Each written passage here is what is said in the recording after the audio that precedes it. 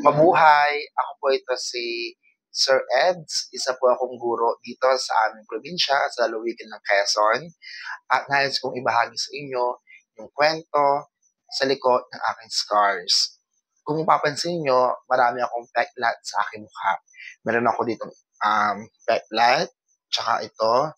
At ito yung pinakamalalang peklat na nais kong ikwento sa inyo kung paano ko ito nakuha.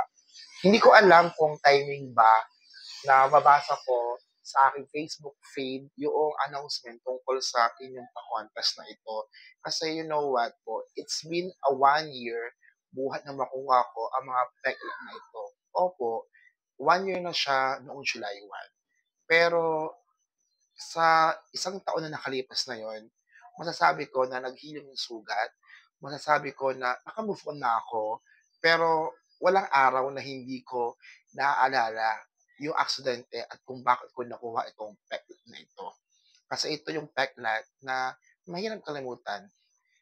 Ang nakikita nyo lang kasi itong peklat na ito. Pero siguro, kung magkakausap tayo at kung paano ko nga ba ito nakuha, siguro, um, nakuha ko to sa isang malagim na pangyayari sa buhay ko kasi pagkatanda ko nung July 1 na yun, nung aksidente ako, nagkaroon ako ng super bigat na heartbreak. May nakilala ko isang guy, nakala ko kami, okay siya, okay naman kami sa aming relasyon. Umabot din kami ng almost 2 years na, ano mo yun, magka-MU, lagi may update. So, hanggang sa naging kami. And then, of course, um, yung mga pahuli na, nare-realize ko na hindi na siya yung unang tao na nakilala ko at unti-unti siya nagbago. So, in my age na 33 years old, alam ko na ganito ako, bakla ako, wala naman sa akin seryoso. Maaring pera lang yung habol sa akin or maaring yung mga naibibigay ko sa kanya. Pero yung love na ibinibigay ko sa kanya, siguro hindi niya kaya ibalik sa akin. Pero tinatanggap ko at pinipili kong paniwalaan na baka totoo ito, baka siya na yun. Pero nung araw na yun, sobrang hindi ko na talaga kaya. Kasi at first talaga, hindi naman ako yung initiate or hindi ako yung nagsimula kung ano meron kami. Siya yung lumapit sa akin, siya yung nagpakita ng motibo. So ako naman, na-fall ako naman, nahulog ako hanggang sa lumalim. At hanggang dun sa araw na na-aksidente ako, pinipilit ko na yung ipinapakita niya from the very beginning ay totoo pa din hanggang sa uli. Pero I discover na dun sa 2 years na meron kami, meron na pala siyang ah, ibang nakilala. It's a girl. Meron na pala siyang jowa na hindi ko alam because naka-block ako or naka-restrict ako or nakaliwit ako sa kanyang Facebook account. So, hindi ko nakikita yung mga my day niya and all. So, ako naman, dahil bulag ako noon during that time, I am a blind person na umaasa na, o baka ito na yung love na yan or what. So, sabi ko, okay, baka siya na yun. Pero, hanggang sa naramdaman ko na hindi na pala siya. So, sabi ko nga sa inyo, siya yung una ng initiate.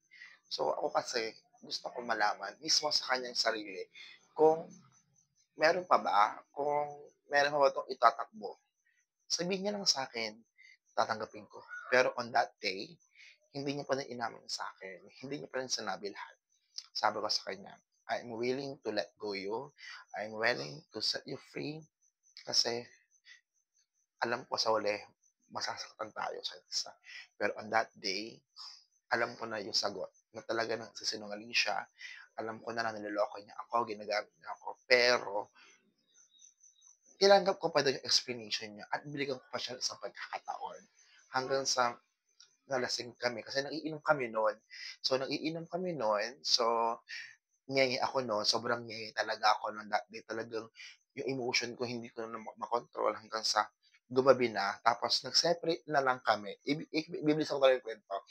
Pag nanalo ako, tsaka ako na ikukwento sa inyo lahat ng buong buo. may mga vlog ako nito sa mga Facebook ko. So, doon mapapanood mo talaga yung kwento ko. Sa ngayon talaga binibilisan ko lang para umabot sa 7 minutes. So, nag-separate kami ng way at lasing na ako nun hanggang sa bang, naaksidente ako.